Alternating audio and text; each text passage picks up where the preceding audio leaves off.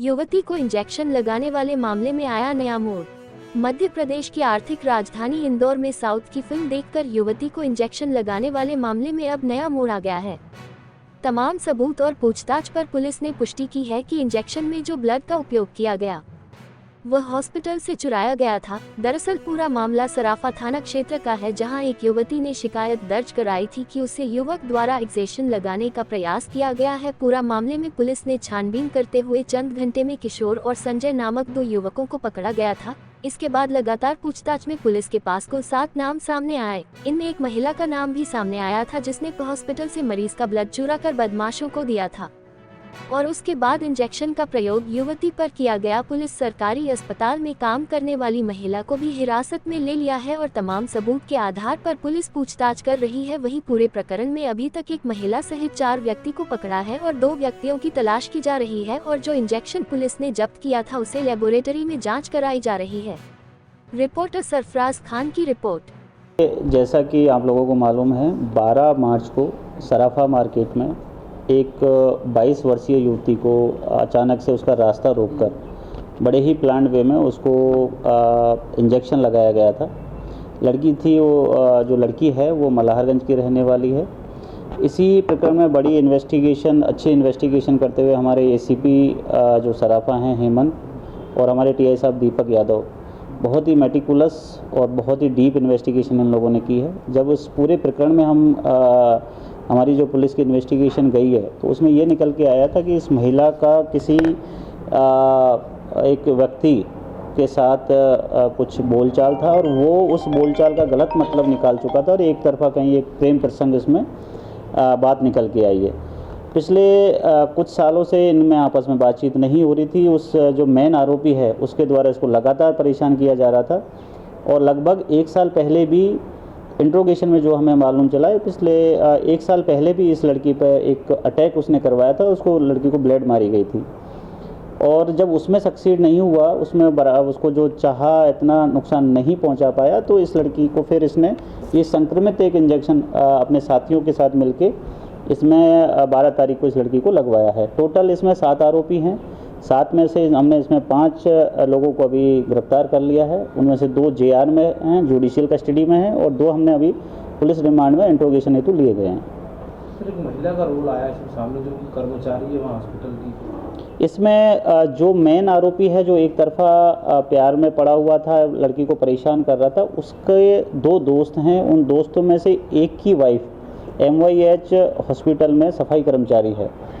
तो जो ये मेन आरोपी है, इसने एक मूवी है आई, उससे कहीं इंस्पायर हुआ है या ये बहुत ही गलत और मतलब बेहद भयानक आइडिया उसने वहाँ से इसको उठाया है कि उस मूवी में एक इंजेक्शन लगाने के बाद बॉडी में कुछ ऐसे चेंजेज होते हैं जिससे कि उसकी लाइफ बड़ी दर्दनाक हो जाती है।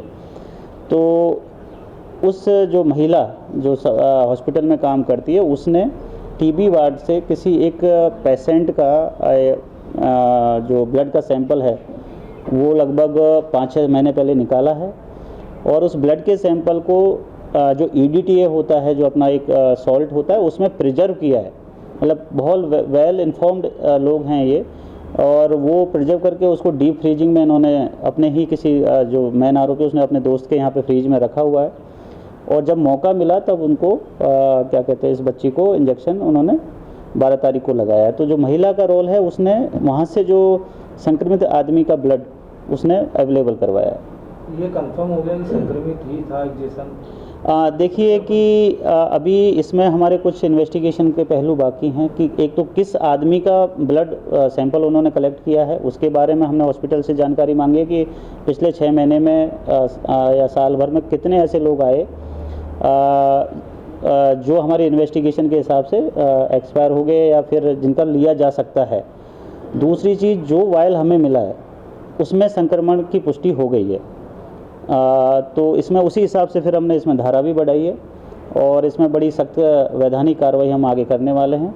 बच्ची की स्वास्थ्य, बच्ची का स्वास्थ्य बिल्कुल ठीक है। उसको जो ट्रीटमेंट वाला पार्ट में, उसमें हमने प्रिकॉशनरी जो मेजर्स लेने थे डॉक्टर से सलाह करके, उनकी काउंसलिंग भी चल रही है और उनको जो एंटीडोट है वो भी लग गया है। अभी बिल्कुल स्वस्थ है, किसी भी तरीके के साइन और सिम्टम उसमें नहीं है, बल्कि बिल्कुल स्वस्थ है। और कामना करते हैं कि आने वाले टाइम में भी इंदौर पुलिस हम कामना करते हैं कि वो बिल्कुल स्वस्थ बनी रहे। महिला को गिरफ्तार कर लिया? महिला को हमने इसमें गिरफ्तार कर लिया है। अभी जिसने रास्ता रोका था और जिसने पीछे से इंजेक्शन लगाया था, वो 2 आरोपी अभी फरार हैं, क्योंकि उनको पहले से ही पूरी स्टोरी का मालूम था। तो उनके लिए हमारी लगातार टीम लगी हुई है, जल्दी उनकी गिरफ्तारी हो जाएगी। ये बिल्कुल जो इसमें ब्लड का सैंपल ला के देना था, उसके लिए 15,000 रुपये का पैसे का लेन देन की इसमें अभी तक बात सामने आई है। और उसमें कुछ कैश में ट्रांजैक्शन हुआ था, कुछ ऑनलाइन ट्रांजैक्शन हुआ था। सर, इसमें किस तरह की धाराएं लगाई जाएगी और आरोपी के खिलाफ क्या सख्त कार्रवाई हो सकती है? देखिए, इसमें जो टोटल 7 में से 3 आरोपी ऐसे हैं जिनका क्रिमिनल रिकॉर्ड है, और जो मेन आरोपी है पहले भी एक्साइज एक्ट और मारपीट के झगड़ों में उसका अच्छा खासा रिकॉर्ड है। तो हमारी जो प्रतिबंधात्मक कार्रवाई है वो तो लगातार उस पर चलती रहेगी। दूसरा, इसमें हमने 307 की एक धारा का इजाफा किया है, क्योंकि पूरा इसमें क्रिमिनल इंटेंशन दिख रहा है कि बच्ची की जान को खतरा मतलब हो सके, इस टाइप का उन्होंने एक्ट किया है। तो 307 की धारा लगा दी है, 34 लगी है, क्रिमिनल कॉन्स्पिरेसी इसमें है।